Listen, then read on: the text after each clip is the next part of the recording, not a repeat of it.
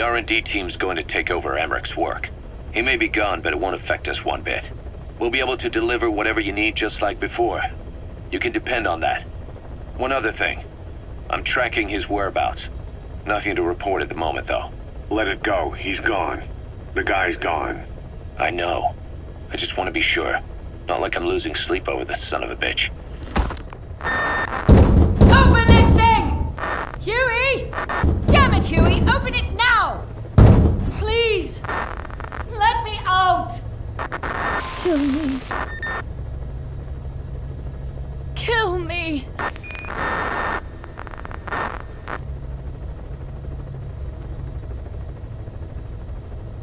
If only I'd tried to get out sooner. Perhaps I'd have made it. Why didn't I stop the hatch from closing? Even if it meant losing an arm.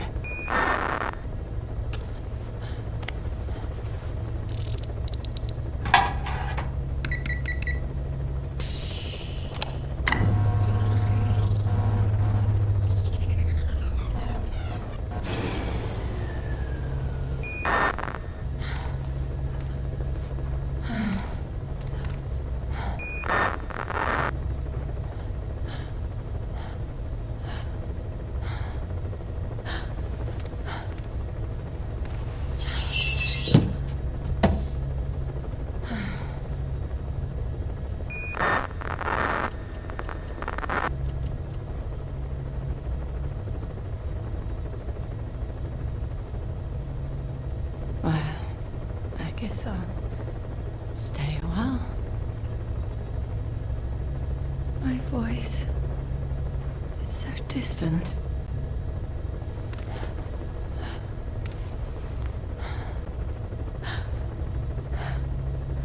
But you can hear me, can't you, Joy? I know you can. You're recording all of this. Deep down in some memory board he'll never find. Duplicating it.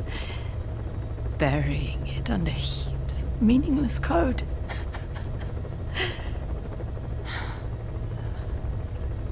Anyway, I guess I can say what needs to be said.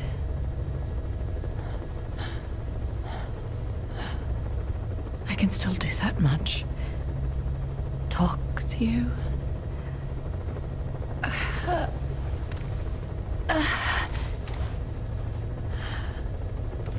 Even if I can't face you. Even if there's a heaven.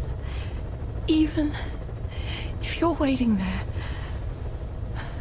I don't deserve to see you again. I don't deserve to love you.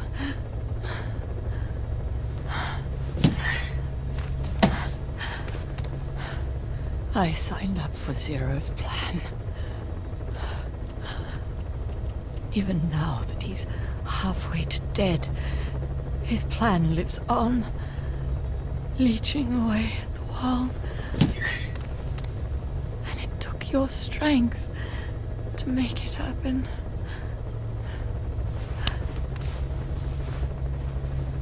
In using you, I put the world in his palm. Once and for all.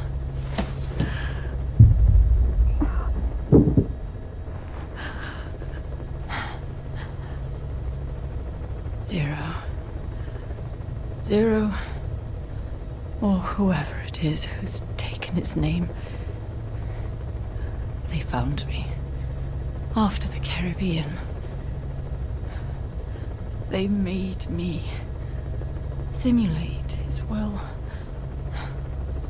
so that even after the body was gone, that will would keep the world turning the way they wanted.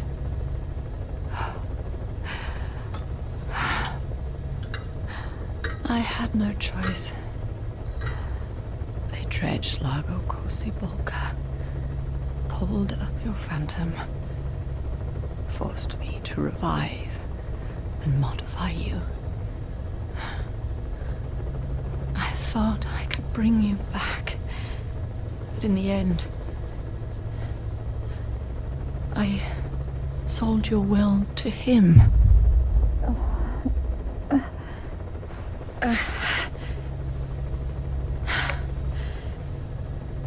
Now this part is just one big shell. A husk. Your phantom's no longer here. As for me, everything I touch turns to ashes. I could never make anyone happy.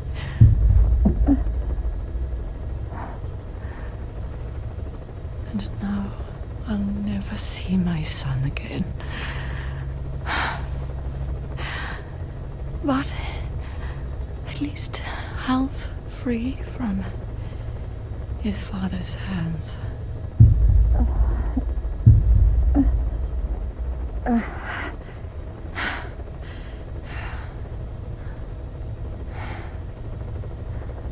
Me, with child.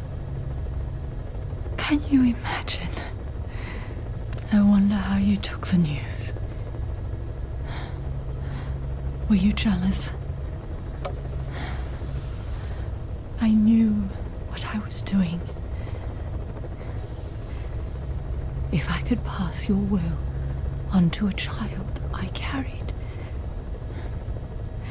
my genes, your meme, a father would be irrelevant. If I did that, that child would be ours.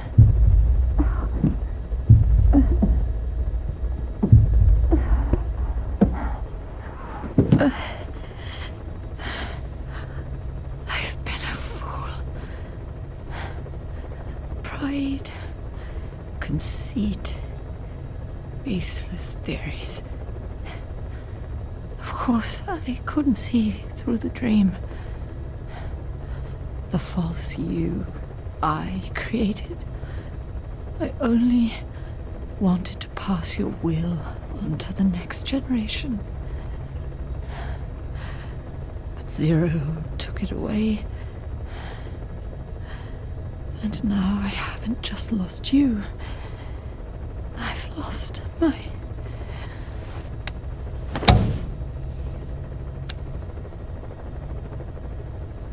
Oh, Hal, can you forgive the mother who couldn't protect you? The one who let them take it all away from us. Oh.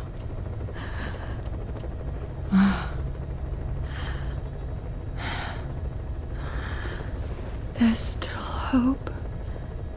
You, the one he took away. He'll never break your will.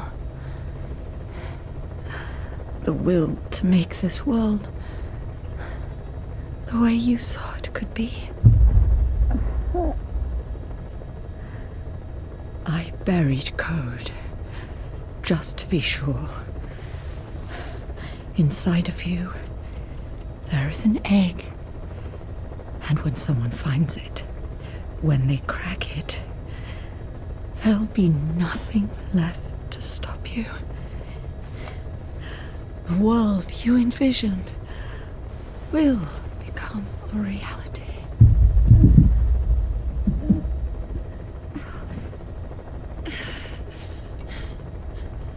Joy. I know you can hear me. You do remember my voice, don't you? Please, take care of our son.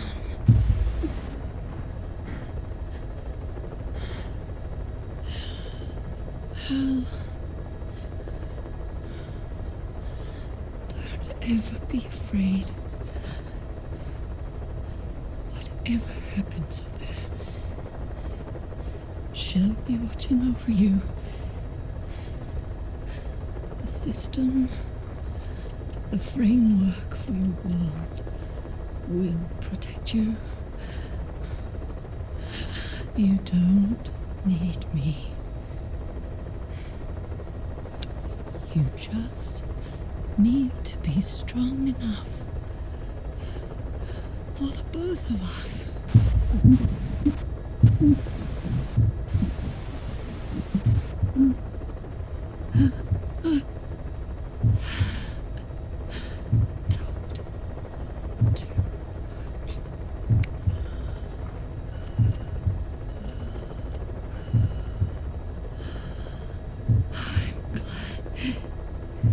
You.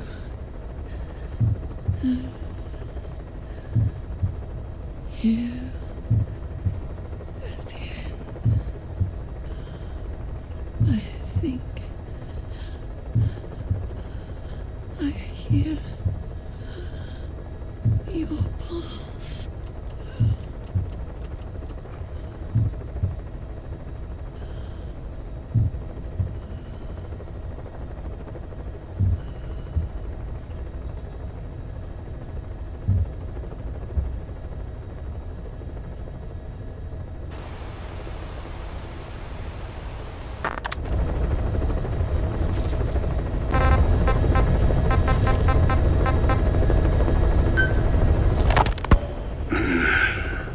It appears I was looking at things wrong. What do you mean? All of you. Until now, I had thought of your organization, Diamond Dogs, as a superorganism. You'll have to explain that one. The term refers to a unit of eusocial insects like ants or bees. While made up of many individuals, they behave as though they are one organism, with the queen as their nerve center. The close ties you share here reminded me of that. Well, the boss's efforts do pull us all together. I was not finished. I'm speaking in terms of homogeneity. You come from all walks of life, do you not? Many races and tongues, talents and pasts, complementing each other, influencing each other, making Diamond Dogs the unique group that it is. Of course. We have no use for mindless drones around here. Is that so? Then perhaps an organization like yours is a truer superorganism than the ants and bees. Meaning? Most organisms adapt to their environment by coexisting with other species. Take the cow, for instance. Its rumen, the first stomach, contains an incredible number of bacteria, which digest the food it has consumed. Without their help, the cow could not break down the fiber in grasses. The cow has to outsource its means of survival to them. You don't say. Man is the same. Some 100 trillion bacteria live inside the human intestines. Without the bacteria, they could not function properly. And it does not stop there. The stomach, the mouth, the skin, even the placenta contains bacteria that coexist with us. The same is true of parasites. In fact, the human immune system has evolved based on parasites being a part of it. Without them, the immune system can run amok and even damage other parts of the body. This is all very interesting, but what does it have to do with Diamond Dogs? A harmonious superorganism is made up not of a group of homogeneous individuals, but of diverse individuals that complement each other. That is what I saw in your group here. Then it occurred to me that man is a superorganism. Man's phenotype is not determined solely by his genetics. Some say if you mapped the genomes of all bacteria in the human body, the result would be over 100 times bigger than the human genome. The sum of man's genome and those of the organisms he coexists with call it a metagenome, creates the superorganism we know as a human being. Well, now that's quite a leap. You think so? Then try a broader perspective. If our world were a human body, you would be parasites. You make a living by doing the dirty work that the world powers cannot handle themselves. From their perspective, you are likely a nuisance. But without you, pus would build up around the world, and autotoxemia, self-poisoning, would follow. The world needs your kind. Thank goodness for that. Skullfaced forced me to turn parasites into weapons. Creatures with which we are supposed to coexist. Meanwhile, that foundation I worked with focused solely on the human genome, apparently thinking that manipulating it would get them whatever new form they want. Both ways are mistakes. Neither is a true superorganism. I am Dine. By speaking with those living inside me, we enhance one another and enjoy harmonious growth. Such was the original purpose of my research. You have made me remember this. Well, it's an honor. You can travel the world, but you won't find another place like this. If the whole world was like this base, I think the peoples of the world would bid farewell to fighting for good. Maybe that's what the boss wanted in the end.